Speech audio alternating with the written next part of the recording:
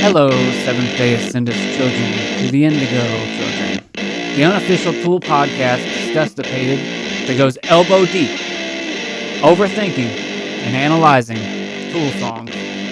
This one is going to start out with Disgustipated, the 69th track on their album Undertow.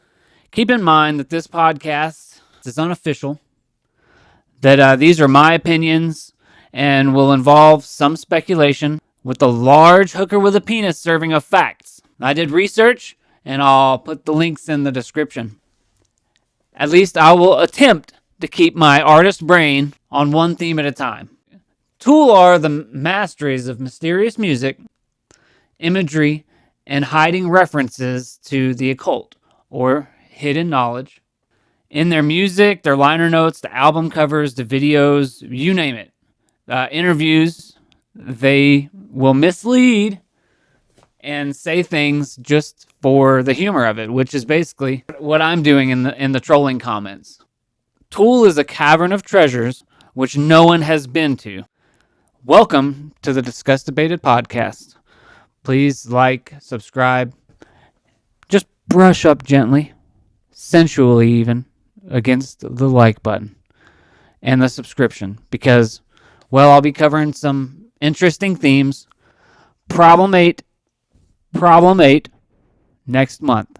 This podcast comes out the 7th day of every month. 7 being the theme of Fear Inoculum. Now here's Tom with the weather. Tom? Thanks, Jeff. Well, picture this, if you will. As you can see, there's a cold front moving in here. The blue indicates blue balls, actually. But it's really cold moving through here, about 6 inches that way. It's going to be moving this way, maybe come back a little bit, and then it's going to go forward a few more times. And as you can see here, well, it's a dick. It's a dick. Phoebe, Willow, hi Briggs. Fitting as there's animal sounds in Disgustipated, right?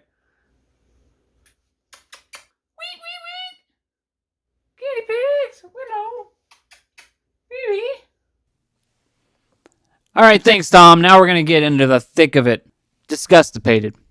There's 69 tracks before the song. This song is the original Chocolate Chip Trip. This is basically Danny, Carey, and a percussive song with, Maynard and crew involved in the destruction of these pianos that were made to make this song. Life feeds on life. Life feeds on life. And death is necessary to provide for life. Tool itself is open to interpretation, not just the songs, but the name of the band. Even the name Tool is a reference to the phrase, and I'm paraphrasing, you can use a hammer to build or destroy. It's a tool. I choose to believe it's a tool for growth. Lateralis, and the theme of all their albums. Moving from one period of life into adulthood and changing your beliefs throughout it, growing, spiraling out. Now with this song, Tool created a song out of destroying an instrument. That in itself is like life feeding on life, in that it creates and destroys simultaneously. And this is necessary to create a song. To create this song, they needed to destroy the instrument. Now this, I think, is genius, for one, for the theme itself, and two, because, well, they're destroying a classical piano and they're making something progressive. They're making classical music, but with today's technology. And Sylvia Massey is a genius. She thinks outside of the box. And that has inspired me to experiment with recording techniques that are not too common. I mean, I'm not going as crazy as she is with the light, with the potato or the light bulb, where the sound travels through that thing first and it creates a natural distortion. But I have taken a metal box that I bought Okay, so the story is I bought my daughter a Frozen watch, the theme of the movie Frozen. But it came in a metal box, and I took this metal box and I put a microphone inside of it, and I'll go into that microphone later, but I'll just say it's like it's what a woman will use to hear a baby inside of her uterus. You put that on there and it senses, it's like a piezo pickup, essentially. But so I've recorded a bass that's on my song Musings Industrial, but it created a really crazy bass tone, and then I took and I'd scrape metal brushes against it, like what you'd use to clean guitar with, or just a wire brush that you would use to clean your grill with. It was fun. Anyway, that's my foray into that. I think there's other things, but I forget some of them. And one of them is on the cover of Iris I did. I used the same baby microphone to record the banjo part that my singer BJ did. The term Disgustipated was originally coined in a Popeye comic book. You remember Popeye? Ugh. Well, that guy, and in this comic book, it was used to describe a feeling of exasperation and disgust with the situation involving olive oil. And since the situation was obviously solved by eating a can of spinach, you could assume that Disgustipated was a commentary on veganism. But I really don't think so. I think that Tool is much more vague than that. They state the idea and let you lean whichever way you want to lean, and that's partially Joseph Campbell-esque, where they create human archetypes.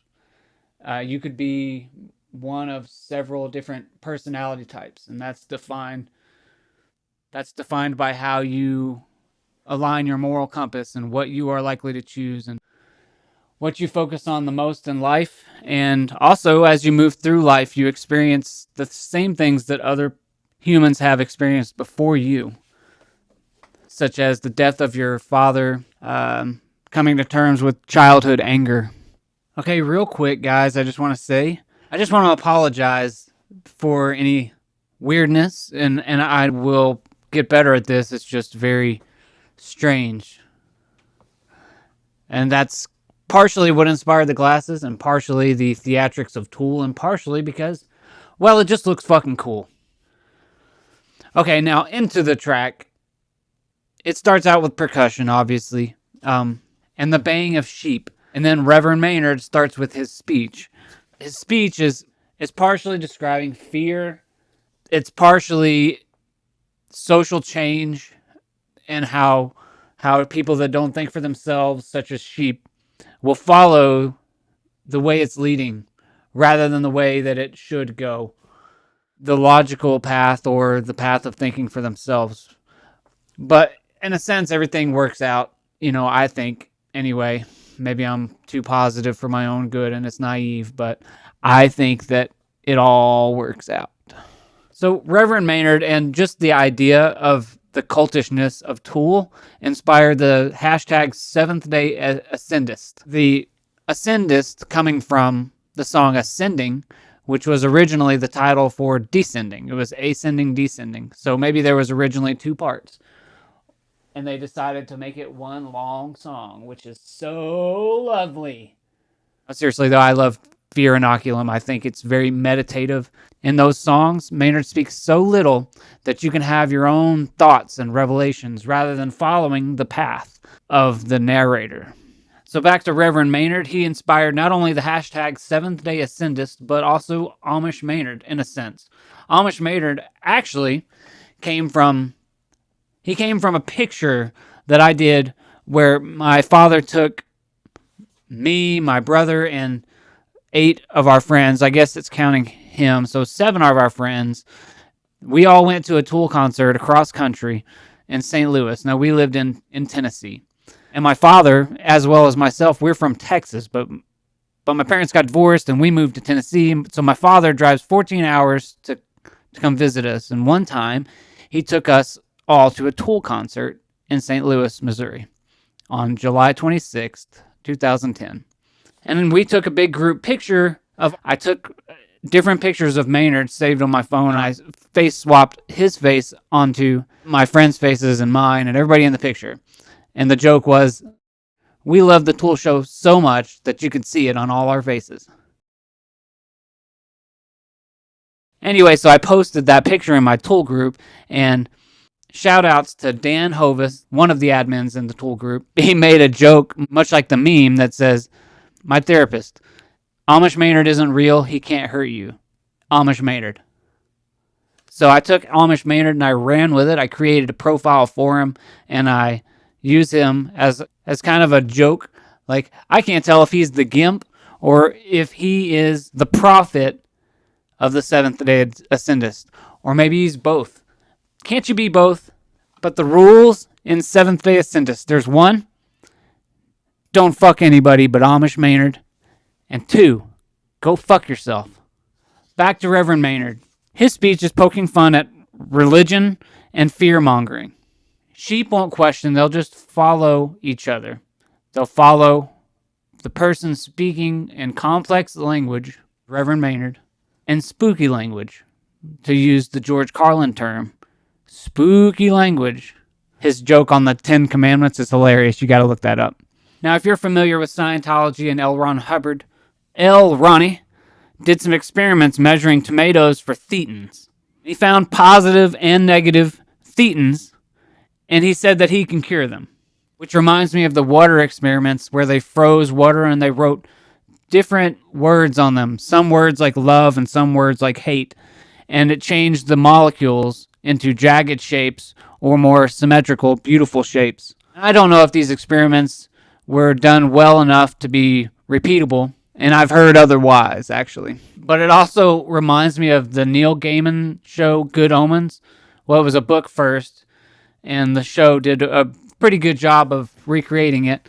But there's a scene where the demon Crowley is talking to his plants very abusively, and that struck me as, 1, hilarious, and 2, one of the most evil things I've ever seen.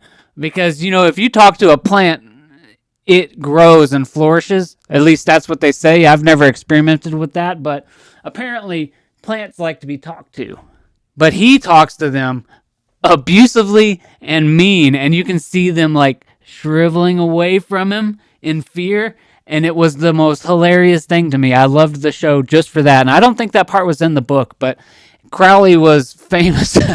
Crowley was always doing like slightly evil shit, but it would accumulate to something larger, like jamming all the cell phone towers while he also creates a traffic jam, and all the demons or diminishing his evil acts.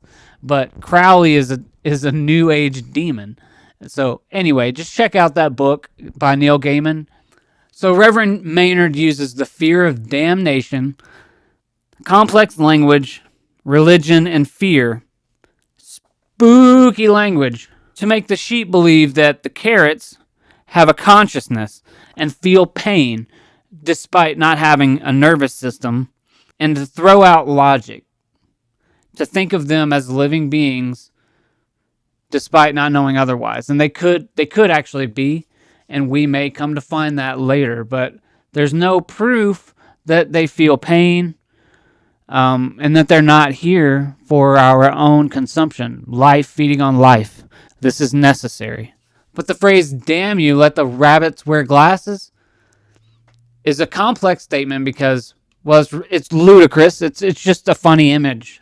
But the deeper thought is that carrots enhance your vision, and rabbits not eating carrots at all would cause them to have bad vision. Not like mine. But the rabbits would then have to wear prescription glasses.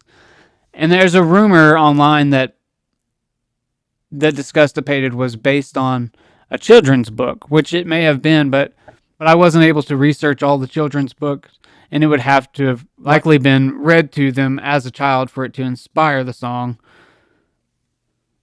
And the only one that I really found that was named "Let the Rabbits Wear Glasses" or something similar. "Rabbit Gets a Pair of Glasses," I think might have been the name. That one was published in 2015. What I think actually inspired the song was the sheep sounds, and indeed the whole song and lyrics may have been inspired by a Tool show at the Scientology Celebrity Center, in which between songs Maynard would bay like a sheep, "bah!" at the crowd, and projections of L. Ron Hubbard covered the stage.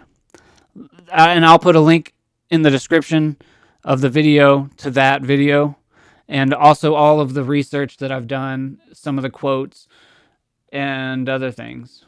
But according to the Xenu Scientology website, this show only costs $12.50 to attend. This epic show, this legendary once-in-a-lifetime show, only costs $12.50. If only. Tool shows. A Paul D'Amour interview in Meat magazine described the song as getting together 3 pianos and shotguns smashed with sledgehammers and recorded to a 6-beat. The band has also been interviewed in many strange magazines, not just Meat, M-E-A-T magazine, about a song called Disgustipated, which could be interpreted as veganism or anti-veganism, because life feeds on life, and this is necessary. Us eating animals might not be necessary, but there's so much back and forth about that. And part of this song is social change, where we suddenly believe a thing is wrong that we never did before, and somebody is preaching about it, and fear-mongering, and causing thought. And thought isn't necessarily a bad thing, but the change can be hard to keep up with. Other strange magazine appearances is Adam Jones in Pussy magazine, I believe it was. I'll have to link that one too. I don't know if I could find that one again. It was before I started thinking to link them. And speaking of hammers, Paul D'Amour brought up, Tool name itself could be open to interpretation, but in my belief, it refers to the old saying, a hammer can be used to build a house or destroy someone's home.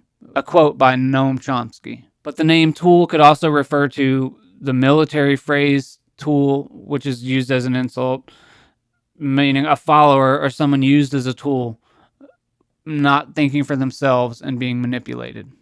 To a man with a hammer, everything looks like a nail. Mark Twain. The accurate Mark Twain quote is, if the only tool you have is a hammer, everything looks like a nail. But there are many Mark Twain quotes or quotes attributed to Mark Twain and Albert Einstein that are not actually quotes. A quote by my favorite fictional author, Orson Scott Card. To a man with only a hammer, a screw is a defective nail. Orson Scott Card wrote Ender's Game and Speaker for the Dead, which is my favorite of the series, but it's really following one character throughout many periods of his life. But he travels through space and time. Relativity causes him to not age as fast as everyone else, so the world around him dies, and he lives through it all and becomes a speaker for the dead. Another quote, I suppose it is tempting if the only tool you have is a hammer to treat everything as if it were a nail. Abraham Maslow. The law of the instrument, Maslow's hammer, is a cognitive bias that involves an over-reliance on a familiar tool. Robert Cragen's corollary to Maslow's hammer, when you don't have a hammer, everything looks like a nail, which is more from the defeated perspective, more nihilistic, a defeated point of view, which is cyclical in nature. You get stuck in it. But Tool is about spiraling out and growth. Speaking of growth, the final quote is, you cannot dream yourself into a character. You must hammer and forge yourself one. James Anthony Froude.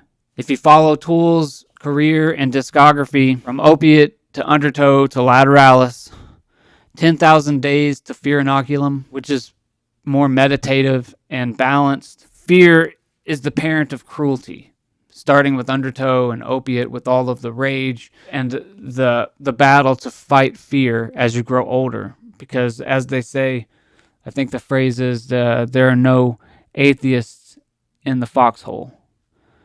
Which means when it comes down to it, most choose to believe, most, if not all people, choose to believe in a higher power once it's come down to losing your life. Disgustipated ends with a white noise, sine wave, single tone, which turns to crickets and a phone message at the end. In the Undertow liner notes, it's credited to Bill the Landlord. But if you know the history of how the guys in Tool met, and you know that Maynard James Keenan and Danny Carey were both roommates of Bill Manspeaker from Green Jello. Danny even played the drums on the Serial Killer album by Green Jello, and Maynard actually featured on the chorus. You can hear him saying, "Not by the hair on my chinny chin chin," which I always assumed, before Maynard actually admitted that it was him, I had assumed that that was him, that the falsetto was Maynard, because for one, I've got a good ear, I'm a musician, and two, you can hear his falsetto in the song Disgustipated, where he makes animal noises like woo, woo, woo, woo. So with the theme of the final quote, "You cannot dream yourself into a character, you must hammer and forge yourself into one." Quote by James Anthony Froude. Human improvement is from within outward. Follow Tool's discography and career, and you'll see their growth through the lyrics and through the music. We enter the world alone, and we leave this world alone. Disgustipated ends with a white noise sine wave single tone which turns to crickets and a phone message at the end.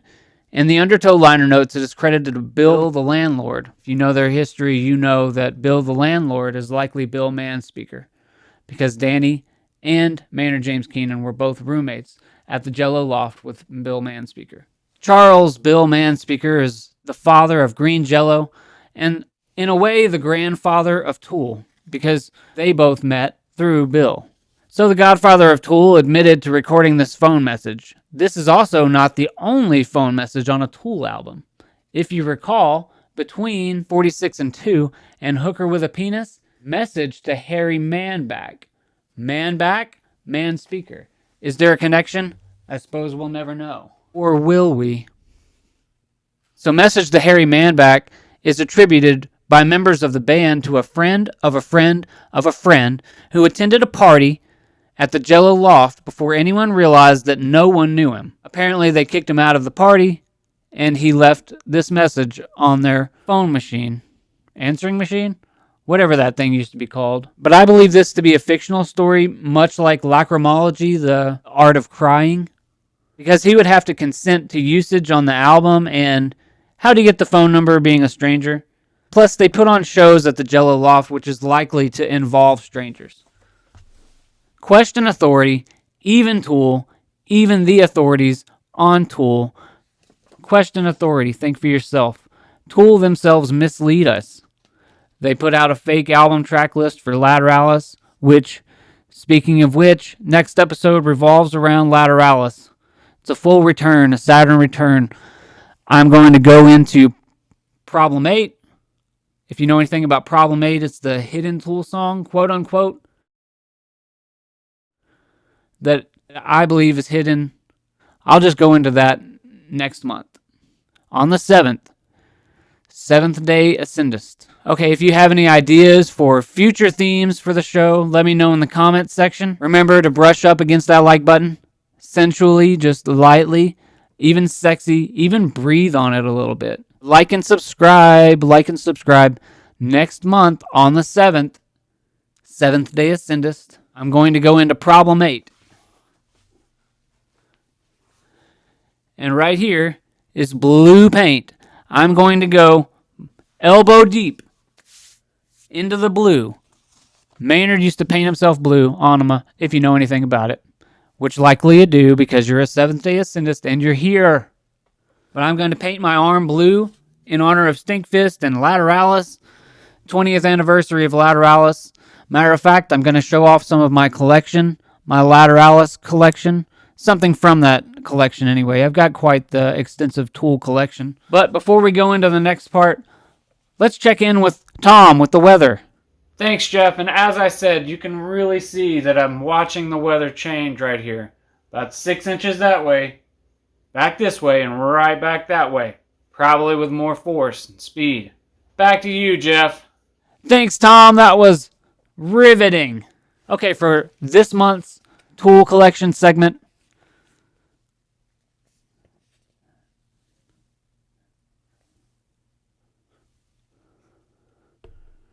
Revolver, 20th anniversary Lateralis. Now, the first bookstore I went to was Books A Million in Franklin, Tennessee. This young lady that I talked to on the phone, she actually climbed into the back of the truck and looked for revolver for me. Because I called and I asked if they had it in stock. I had already visited several times before that with no luck. But she went into the back and climbed into the truck looking for this Tool magazine for me. Now, I had no luck getting the one with Tool on the cover, which I have my complaints about Revolver putting other bands besides Tool in the 20th anniversary Revolver Lateralis feature. The 20th anniversary feature of Lateralis. I have problems with that. But let's just say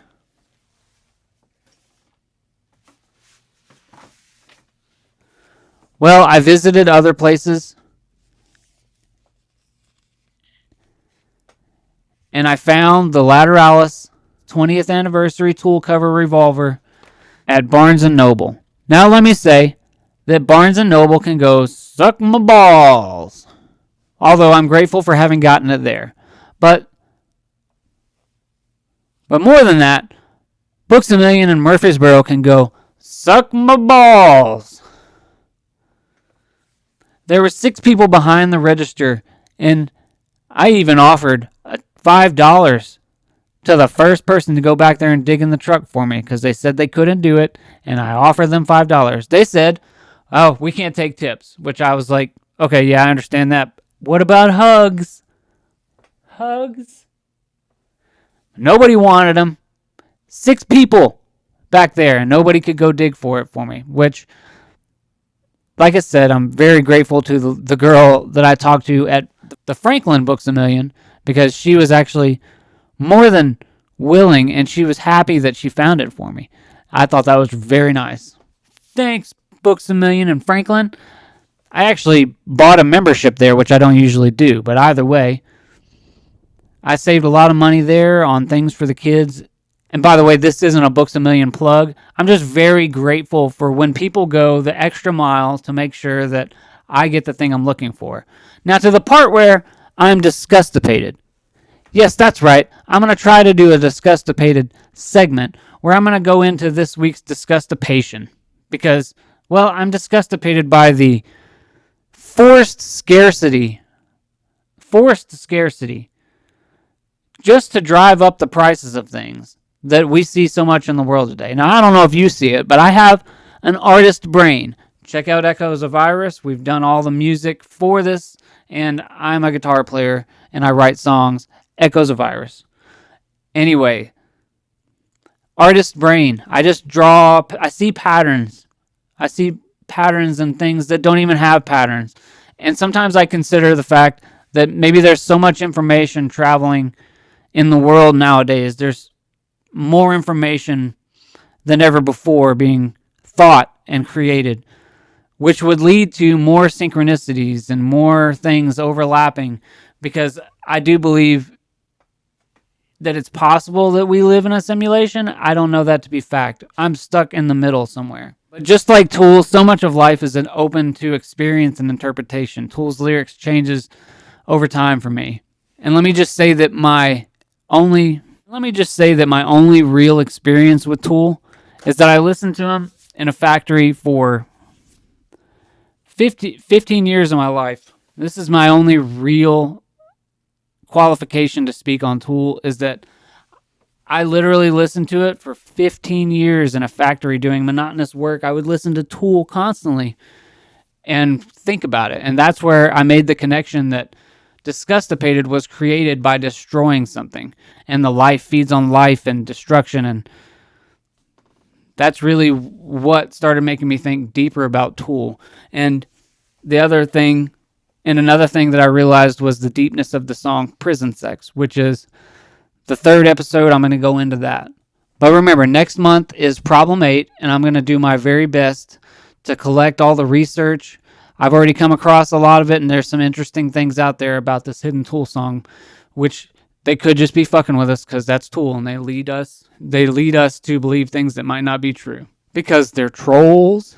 And by the way, speaking of trolls, I just want to say one more segment idea.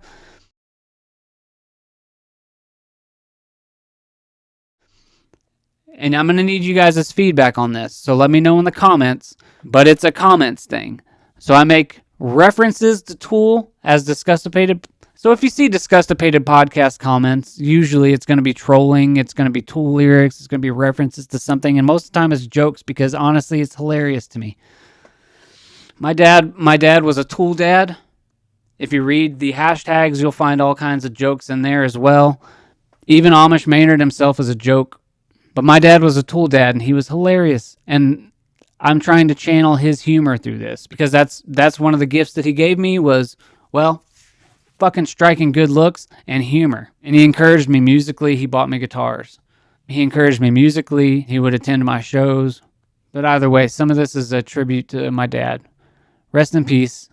I love you guys. Thanks for all the love on the Seventh Day Ascendist hashtag. Please use it more. Let's try to replace Tooligans. That one's kind of clever too, but it really is kind of dorky sounding, don't you think? I like Tooltards. Again, check the hashtags. You'll find Tooltards. You'll find Seventh Day Ascendist. You'll find just jokes based on the picture. Amish Maynard. Show him some love. Show him some hate. He likes all the attention. He's actually, he's almost as much Gimp as he is Prophet. Again, thank you guys. Like and subscribe. Disgustipated Podcast. I'm Jeff. I'm out.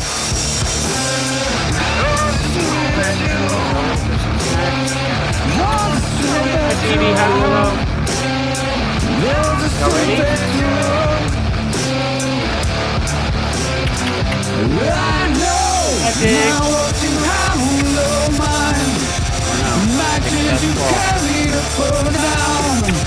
Y'all ready? You like jail? Guys like that?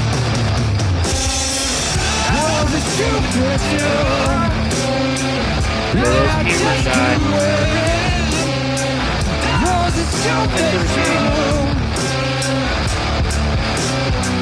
You need some sweet.